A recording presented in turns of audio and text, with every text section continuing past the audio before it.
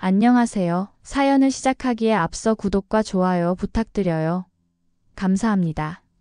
사연 시작해 볼게요. 결혼할 때 우리는 모든 걸 반반으로 하기로 약속했었죠. 집값도, 결혼 비용도, 생활비도 모든 걸 공평하게 나누기로 했었어요. 그런데 시어머니는 처음부터 저를 마음에 들어 하지 않으셨어요. 남편이 저보다 특별히 뛰어난 것도 없었는데 마치 제가 모자라다는 식으로 계속 깎아내리셨어요. 처음 인사드릴 때부터 느꼈어요. 시어머니는 저를 아예 눈에 두지도 않으셨죠. 남편과 이야기할 때는 그렇게 다정하게 웃으시면서도 저에게는 시선조차 제대로 주지 않으셨어요. 마치 투명인간 취급하시는 것 같았죠. 명절 때 시댁에 가면 더욱 노골적이었어요.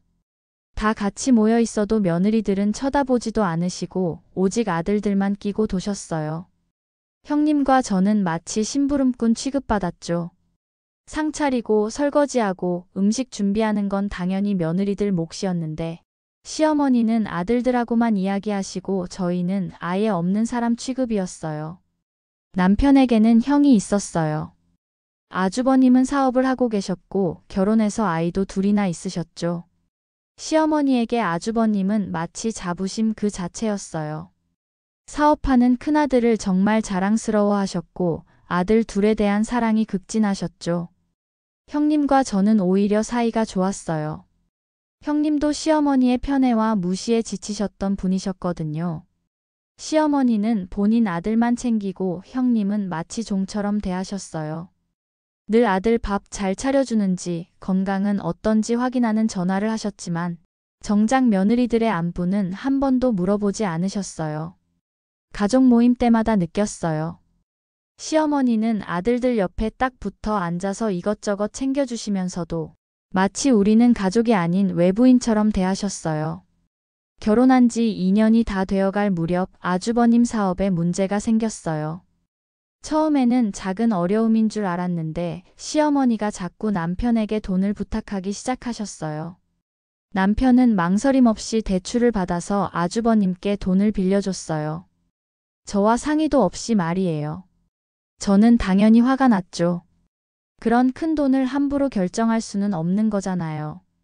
그런데 남편은 제가 왜 그런 말을 하는지 이해하지 못하겠다는 표정이었어요. 가족 일인데 뭘 그렇게 따지냐면서요. 그런데도 아주버님 사업은 점점 더 어려워졌고 급기야 시어머니는 저에게까지 돈을 부탁하기 시작하셨어요. 정말 부탁이라고 하기도 민망했어요. 마치 제게 돈을 맡겨둔 것처럼 너무 당연하게 말씀하시는 게 어이가 없었죠. 시어머니에게 저는 그냥 아들을 위해 봉사해야 할 존재일 뿐이었던 거예요.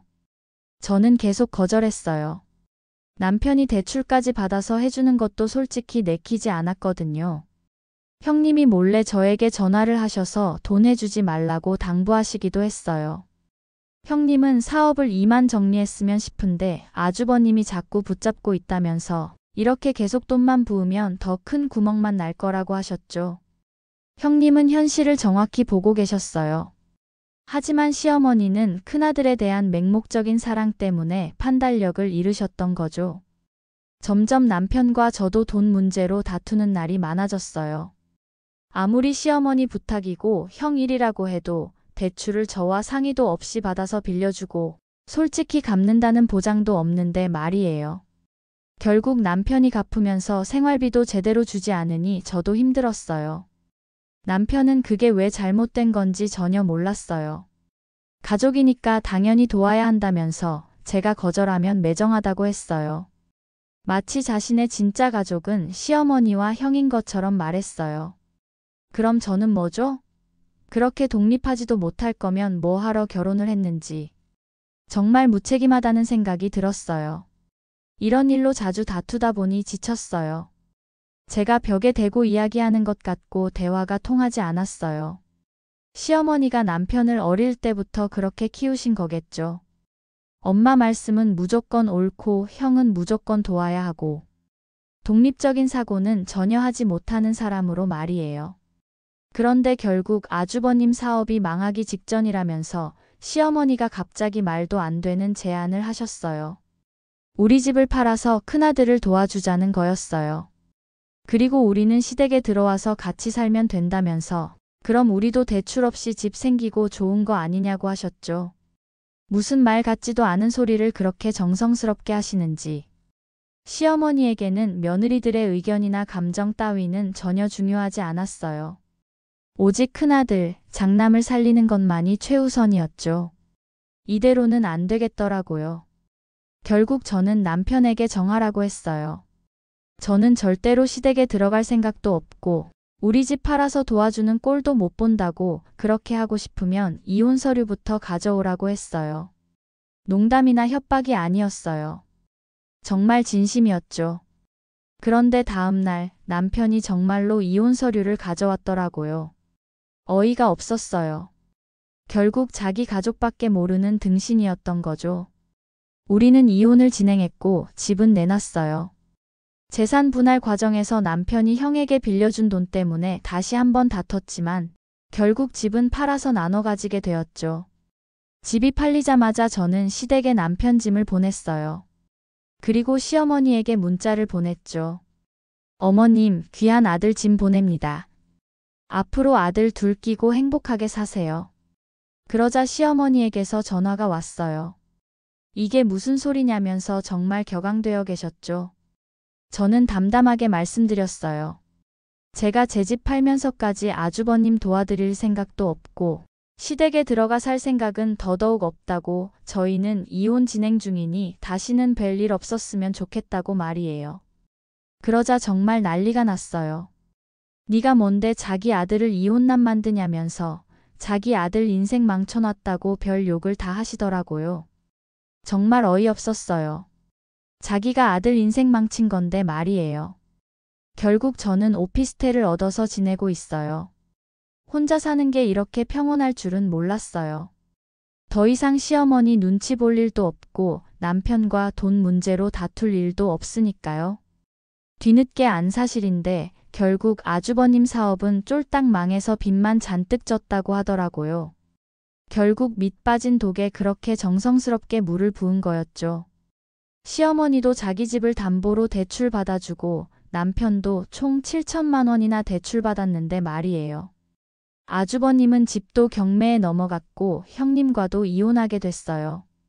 지금은 아주버님과 남편이 시어머니 집에서 같이 산다고 해요. 정말 시어머니는 두 아들 끼고 살게 된 거죠. 두 아들 다 이혼남이 되어서 말이에요. 생각해보면 시어머니는 정말 독특한 분이셨어요. 며느리들은 아예 가족으로 생각하지 않으셨거든요. 우리는 그냥 아들들을 모시고 살림하는 일군 정도의 존재였던 것 같아요. 명절 때 특히 그런 게 노골적으로 드러났었죠. 큰 상에 음식을 차려놓고 다 같이 앉으면 시어머니는 오직 아들들하고만 이야기하셨어요. 아주버님이 뭐 먹고 싶은지, 둘째는 요즘 회사에서 어떤지 그런 것들만 물어보시고 저희 며느리들은 정말 공기 같은 존재였어요. 저희가 대화에 끼어들려고 하면 눈빛으로 제지하셨죠. 마치 주제 파악 못하는 것처럼 쳐다보시면서 말이에요. 그러면서도 아들들에게는 그렇게 다정하게 웃으시고 뭐든지 다 해주려고 하셨어요. 형님도 그런 상황이 힘드셨던 것 같아요. 아주버님은 엄마의 사랑을 독차지하면서 자라서 그런지 모든 걸 당연하게 여기시더라고요. 사업이 어려워져도 가족들이 도와주는 게 당연하다고 생각하시는 것 같았어요. 시어머니는 그런 아주버님을 더욱 특별하게 대하셨어요. 사업한다는 이유만으로도 대접을 받으셨죠. 반면 남편은 그냥 둘째일 뿐이었어요. 물론 사랑받기는 했지만 아주버님과 비교하면 확실히 차이가 있었죠. 그런데도 남편은 그런 차별을 당연하게 받아들이고 있었어요. 어릴 때부터 그렇게 자라서 그런 건지 형이 더 중요하다고 생각하는 것 같았어요. 아주버님은 집이 경매에 넘어가면서 형님과도 이혼하게 됐을 때 형님이 마지막으로 저에게 전화를 주셨을 때 말씀하시더라고요. 동서, 이 집안에서 벗어나게 된 걸 축하해. 한 살이라도 어릴 때 빨리 갈 길 가는 게 나아. 형님 목소리에서 해방감이 느껴졌어요. 형님도 얼마나 힘드셨을까 싶었죠. 아들만 아는 시어머니 밑에서 며느리로 산다는 게 얼마나 고통스러웠을지 말이에요. 지금 시어머니는 정말로 두 아들과 함께 살고 계셔요. 그렇게 원하셨던 대로 말이에요. 하지만 두 아들 모두 이혼남이 되어서 손자들도 만나기 어려워졌다고 해요. 그 많은 사랑이 결국 무엇을 가져다 준 걸까요? 가끔 생각해보면 참 아이러니해요. 시어머니는 그렇게 아들들을 사랑한다고 하셨는데 결국 그 사랑이 아들들 인생을 망친 거잖아요. 건전하지 못한 편애와 잘못된 가족관이 온 가족을 무너뜨린 거였죠. 요즘은 새로운 사람도 만나고 있어요. 저를 존중해주고 중요한 결정을 할 때 함께 상의하는 사람이에요. 이런 게 정상적인 관계구나 싶어요. 서로를 동등한 인간으로 대하고 서로의 의견을 존중하는 관계 말이에요. 혼자서도 충분히 행복할 수 있다는 걸 이제야 알았어요. 누군가에게 의존하지 않아도, 누군가의 인정을 받지 않아도 제 자신만으로도 충분히 가치 있는 사람이라는 걸 깨달았죠. 형님이 한번 말씀하신 적이 있어요. 시어머니가 자기는 며느리가 아니라 자기 아들 밑에 있는 하녀라고 생각하시는 것 같다고요. 정말 그런 것 같았어요. 문득 그동안 있었던 일을 생각해 봤어요. 그대로 살았다면 제 인생이 어떻게 될까 하고요. 시댁에 들어가서 시어머니와 남편 그리고 아주버님까지 모시고 사는 건 상상만 해도 끔찍했어요. 더구나 시어머니의 성격상 저를 더욱 종처럼 부리게 뻔했어요. 자기 집에서 얹혀 사는 주제에 뭘 어쩌겠냐면서 말이에요. 생각만 해도 숨이 막혔어요. 그래서 남편에게 최후 통첩을 했던 거예요. 정말 진심이었어요. 그렇게 시어머니가 중요하고 형이 중요하면 저와는 갈 길이 다르다고 생각했거든요. 남편이 이혼 서류를 가져왔을 때 오히려 속이 시원했어요. 드디어 이 사람의 진짜 모습을 본 것 같았거든요. 결국 선택의 순간에 시어머니를 택한 거잖아요. 이혼 서류에 서명하면서도 후회는 없었어요. 오히려 왜 진작 이런 결정을 내리지 못했나 싶었죠. 그동안 얼마나 많은 시간을 낭비했는지 아까웠어요. 시어머니는 끝까지 저를 원망하셨어요. 제가 자기 아들을 버렸다면서, 가족을 배신했다면서 온갖 말씀을 다 하셨죠. 하지만 정말 가족을 배신한 건 누구였을까요? 저는 이제 새로운 꿈을 꾸고 있어요.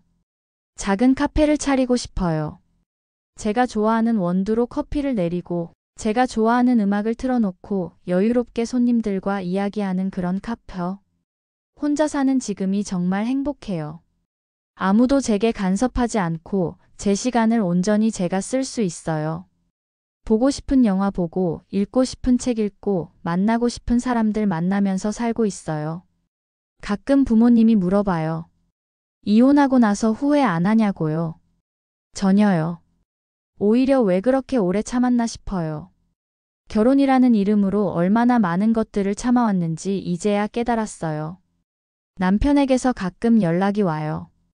다시 생각해 볼 수 없냐면서요. 하지만 답장하지 않아요. 이미 끝난 일이니까요.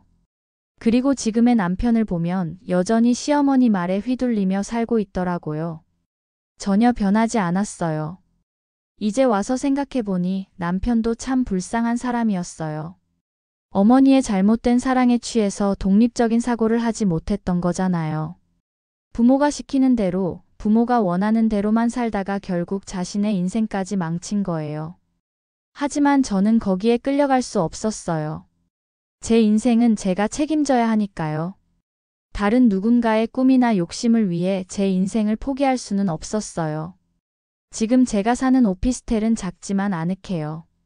제가 좋아하는 대로 꾸미고 제가 원하는 시간에 자고 일어나고 제가 먹고 싶은 음식을 해 먹어요.